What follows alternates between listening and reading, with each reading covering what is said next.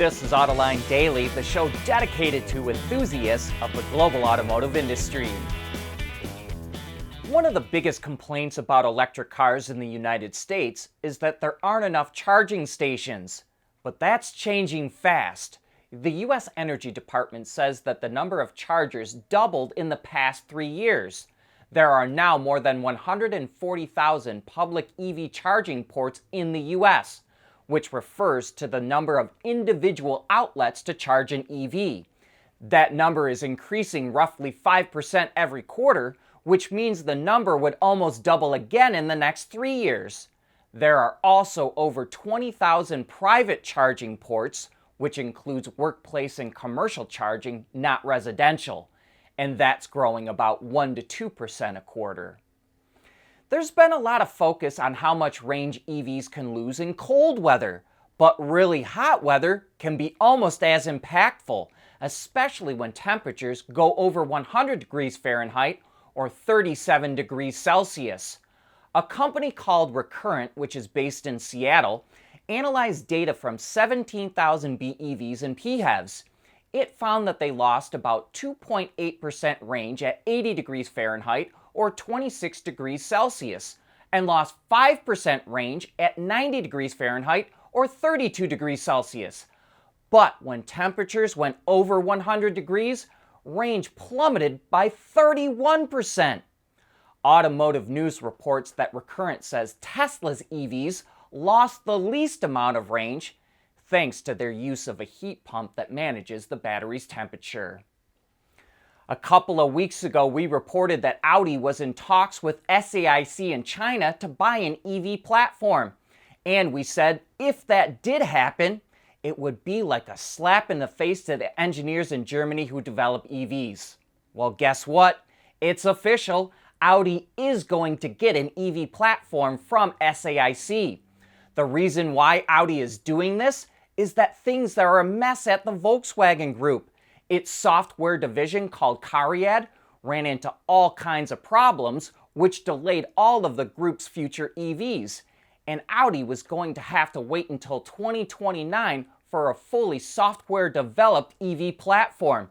And it obviously decided it couldn't afford to wait that long. Audi's current EVs, branded as e-tron, aren't selling that well, especially in China. We want to know what drives your testing. OTA, connected car, diagnostics, remote testing. Intrepid Control Systems is here to help you work from anywhere. Intrepid Control Systems, driven by your data. It looks like Mahindra's long legal battle with FCA, now Stellantis, is finally over. A court in Michigan ruled against Stellantis' last efforts to block Mahindra from building and selling the Roxor in the US, claiming it looked too much like a Jeep. But I'm not sure why Stellantis didn't just give up in 2020 when the Roxor got its most recent update. This is what it looked like when it first came out, but this is what it looks like now. Mahindra has changed the design so much that there's no mistaking the Roxor for a Jeep anymore.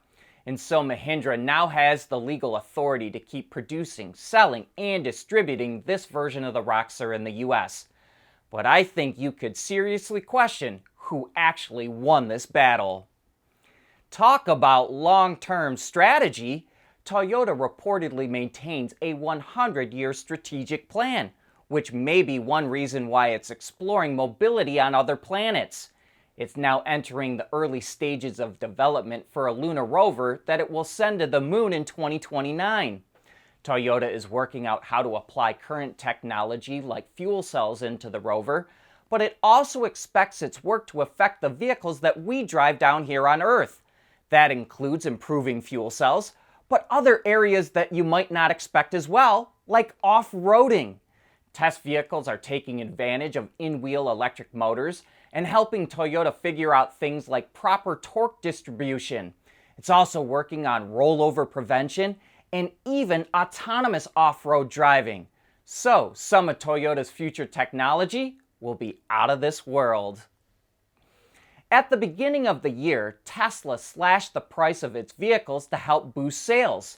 And while its gross profit margin did take a hit because of that, EV tax credits enacted by the Biden administration helped to offset part of those price cuts. Reuters reports that Tesla is earning between $900 and $1,400 on every vehicle sold in the U.S. in the second quarter, thanks to battery tax credits under the Inflation Reduction Act. The company also earns another $600 per vehicle from selling federal emission credits to other automakers to help them meet emission standards. And when combined, the subsidies offset most of the $2,500 price cut for the Model Y, Tesla's best-selling vehicle. And circling back to those Inflation Reduction Act incentives, there's a clause in the legislation that automatically qualifies EV battery materials recycled in the U.S. as made in the U.S. regardless of their origin, which means they'll earn subsidies. And because of that, Reuters reports that companies are scrambling to recycle batteries in the USA. China currently dominates the global EV battery recycling market, and the goal of the IRA clause is to bring more recycling to the US. The global market is expected to jump to $18 billion by 2028, up from $11 billion last year. And by 2040, some industry analysts believe that 40% of the battery used in new EVs will come from recycled materials. Volvo's new EX90 electric SUV was supposed to go into production at the company's plant in South Carolina by the end of this year. But now the company's CEO Jim Rowan says it's delaying the launch by 5 to 6 months because they're having trouble integrating the LiDAR system into the vehicle. He blames the, quote, complexity of the software code. And that means it could be until the third quarter of next year when it makes its debut. And that's a huge delay, and it just goes to show how automakers are struggling with the complexity of integrating software into their vehicles. Back in June, the U.S. Federal Aviation Administration, or FAA, started giving out its first flying certificates to eVTOL companies. They're special airworthiness certificates, which limits the kind of flying they can do and the places they can do it. But it has kicked off a lot of activity in the eVTOL community. And a Japanese startup called SkyDrive says it just got 2 pre-orders for its aircraft, also called SkyDrive, which more closely resembles a helicopter. One order is from Austin Aviation, a charter company out of South Carolina, who will buy up to 5 of its aircraft. SkyDrive, the company, has also opened a facility in South Carolina and has plans to build a complete advanced air mobility infrastructure in the state. Its other order is for 100 eVTOLs from a Vietnamese company called CT UAV. And that brings us to the end of today's show. Thanks for making Autoline a part of your day, and I hope that you have a great weekend.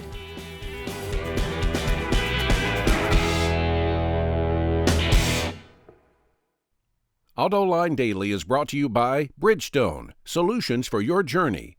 Intrepid Control Systems, over-the-air engineering, boost your game. And by Schaeffler, we pioneer motion.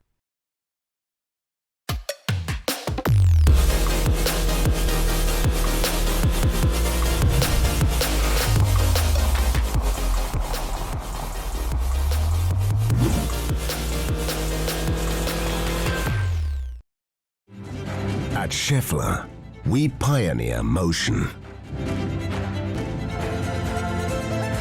Electrifying mobility, manufacturing smarter, reducing CO2 emissions, making energy production clean. Schaeffler pioneers motion to advance how the world moves.